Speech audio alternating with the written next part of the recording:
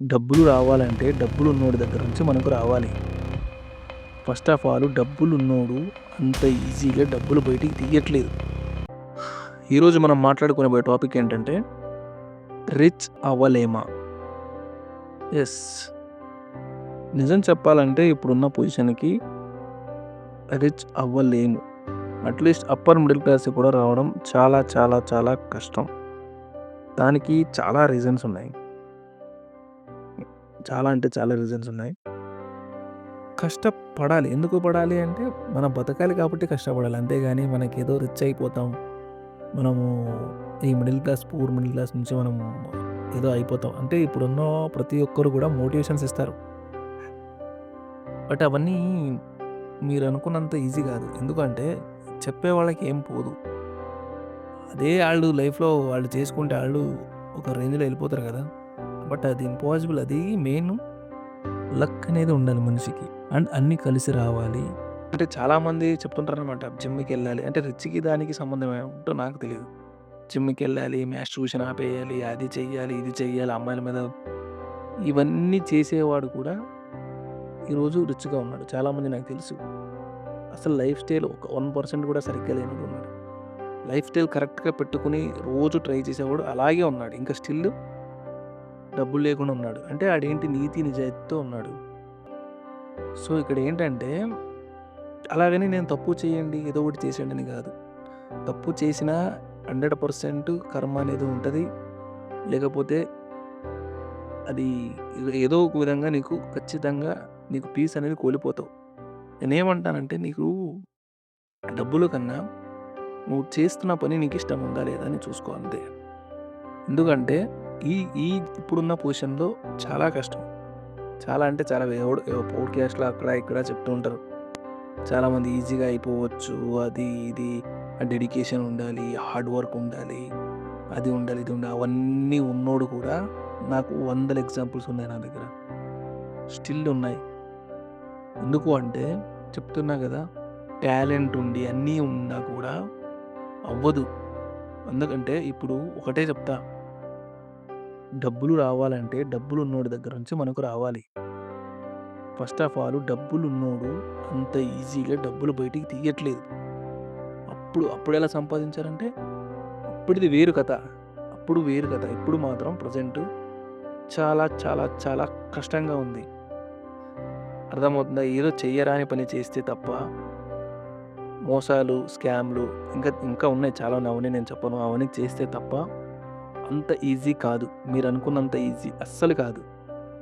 So, and చాలామందేంటంటే తమ own ఫాదర్‌ని కూడా బ్లేమ్ చేస్తుంటారు. మా ఫాదర్ ఏం చేయలేదు. ఇప్పుడున్న రేట్లు, కాలేజీలో చదివించడాలు, మెడికల్‌లు అవి ఇవి అసలు ఇంపాసిబుల్ అండి. ఇంపాసిబుల్ అంటే ఇంపాసిబుల్. మీరెవరిని బ్లేమ్ చేయాల్సిన అవసరం లేదు. మిమ్మల్ని బతికించడమే గ్రేట్. మీరు ఆళ్ళని ఈళ్ళని చూసి కంపేర్ చేసుకొని ఊరికే మిమ్మల్ని మీరు బాధ పెట్టుకోకండి అనే చెప్తున్నా నేను. మీ ఫ్యామిలీ వాళ్ళని గాని ఎవ్వరిని బాధ పెట్టకండి. ఎందుకంటే ఎవ్వరు కూడా పేదరికంలో ఉండాలని అనుకోరు. అందరికీ ఉంటది. బట్ ఏంటంటే చెప్తున్నా గదా! కొన్ని కొన్ని ఆళ్ళు చేయలేని పనులు ఆళ్ళ వల్ల కాని సెల్ఫ్ రెస్పెక్ట్‌ని తాకట్టు పెట్టుకోవడం గాని కొన్ని కొన్ని అవ్వకుండా ఆళ్ళు ఆ స్టేజ్‌లో ఉంటారు అంతే. అండ్ అక్కడే ఏదో సాధించాలని ఉంటారు కొంతమంది. సో, తప్పు చేయాలని ఉండదు కొంతమందికి. సో, ఇలా ఉంటాయన్నమాట. మెయిన్ ఏంటంటే black money. Full of black money ఇండియాలో. సో, అందుకనే పూరున్నోడు పూరుగానే ఉంటాడు. మెయిన్ ఒకటి చెప్తానండి. ఎందుకు మీరు ఎప్పుడైనా ఆలోచించారా? ఇప్పుడున్న మందులు అంటే తాగే మందు, ఆల్కహాల్ ఎందుకు అంత చీప్ రేట్‌కి అమ్ముతారు?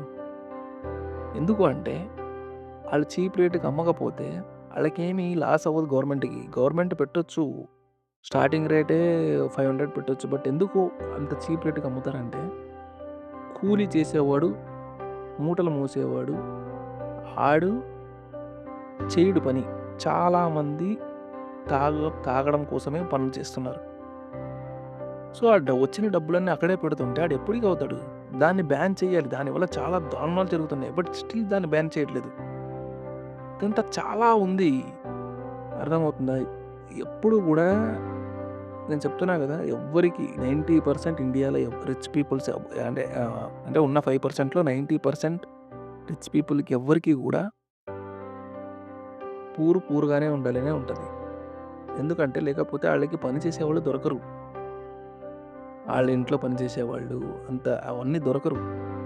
సో, ఇదంతా సిస్టమ్ అంతా మార్చాలి అంటే చాలా కష్టం. సో, ఇంకా నాకు తెలిసి ఎన్ని ఇయర్స్ అయినా కూడా ఇండియా బాగుపడదు. Main mentality. చాలా ఉన్నాయి క్యాస్ట్‌లు, మతాల గొడవలు అవన్నీ చాలా ఉన్నాయి. చెప్తున్నా గదా! మెయిన్ ఏంటంటే ఒకడిని చూస్తే ఒకడికి నచ్చదు.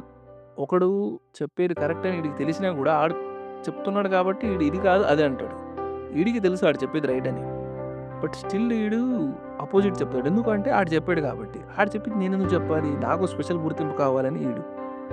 ఎవడు కూడా రాష్ట్రం గురించి, దేశం గురించి ఆలోచించట్లేదు. నేనేంటి? నాదెక్కడ పెట్టాలి? నేనెక్కడ పెట్టాలి? అంతే. అధికార దాహాలు ప్రతి ఒక్కడికి. ఇలా ఉంటే ఎప్పటికి చెప్తున్నా గదా! చాలా అంటే చాలా ఉన్నాయి. సో, మీరు ఇవన్నీ పట్టించుకోకుండా మీ పని మీరు చేసుకుంటూ ఎళ్ళండి. మీకు అదృష్టం ఉంటే అన్నీ కలిసొస్తే అవుతారు. అలాగని కష్టపడకండి అని కాదు, కష్టపడండి. బట్ ఎప్పుడు కూడా ఎక్స్‌పెక్టేషన్స్ పెట్టుకోకండి. ఎందుకంటే ఎక్స్‌పెక్టేషన్స్‌తో ఎప్పుడు అలాగైతే ప్రపంచంలో అందరికీ అన్ని విషయాల్లో సక్సెస్ అవ్వాలి. బట్ మీరు చూసుకొని చూడండి. ఒకడు సినిమాలో సక్సెస్ అయితే ఇంకోటిలో సక్సెస్ అవ్వడు. ఇంకోటిలో సక్సెస్ అయితే ఇంకోటి ఎందుకు అవ్వడు? అక్కడ ఆడికి కలిసొచ్చుంటది. సేమ్ ఇక్కడ కలిసి రాదాడికి. లాస్ట్‌కి ఎక్కడో ఒక చోట ఆడికి దెబ్బ ఎందుకంటే చెప్తున్నా గదా! అప్పుడు అక్కడున్న ఆ పొజిషన్‌కి అది అయ్యుంటది. సో, ఇది తెలుసుకోండి. సో, ఇదన్నమాట ఈరోజు టాపిక్. మళ్ళీ నెక్స్ట్ టాపిక్‌తో మళ్ళీ కలుద్దాం.